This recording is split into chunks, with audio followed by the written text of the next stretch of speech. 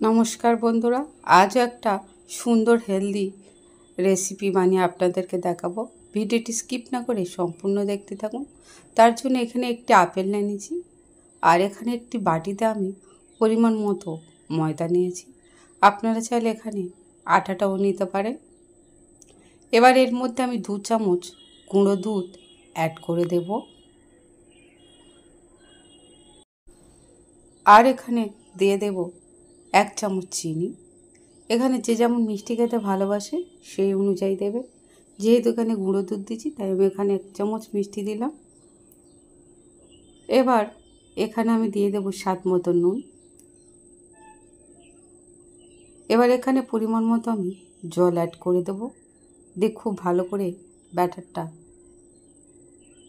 ফেটে নেব। ঠিক এভাবে খুব ভালো করে ফাটা হয়ে গেছে।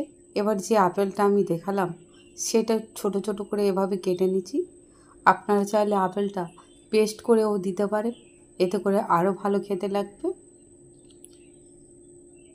এটা খুব ভালো করে ব্যাটারটা বানানো হয়ে গেছে। এবার এখানে আমি তাওয়াতে খুবই সামান্য একটু তেল দিলাম, দিয়ে এভাবে একটু চারিপাশটা লাগিয়ে নিলাম। এবার এখানে আমি যে ব্যাটারটা গুলেছিলাম আপেল দিয়ে সেটা এখানে অ্যাড করে দিয়েছি, আর ওপর থেকে দিয়ে দেবো সামান্য একটু কালো জিরা।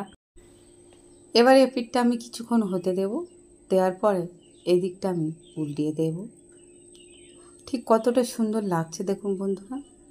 এটা খেতেও কিন্তু ভীষণ মজা লাগবে, আর বাচ্চাদের দিলে তো খুবই মজা করে খাবে। এটা বাচ্চাদের স্কুলে টিফিনও বানিয়ে দিতে পারেন। এভাবে আমি প্রত্যেকটা বানিয়ে নেব। আর আমি এখানে তেলটা ইউজ করেছি, আপনারা চাইলে তেলটা নাও ইউজ করতে পারেন। এগুলো সব বানানো হয়ে গেছে, আর ঠিক কতটা লোভনীয় লেগেছে দেখুন বন্ধুরা।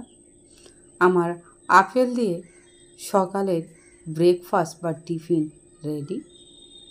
রেসিপিটি কেমন লাগলো তা অবশ্যই কমেন্ট করে আমাকে জানাবেন বন্ধুরা। ভালো লাগলে লাইক, কমেন্ট, শেয়ার, সাবস্ক্রাইব অবশ্যই করবেন, আর বেশি বেশি করে শেয়ার করে দেবেন। ভালো থাকবেন, সুস্থ থাকবেন। ধন্যবাদ।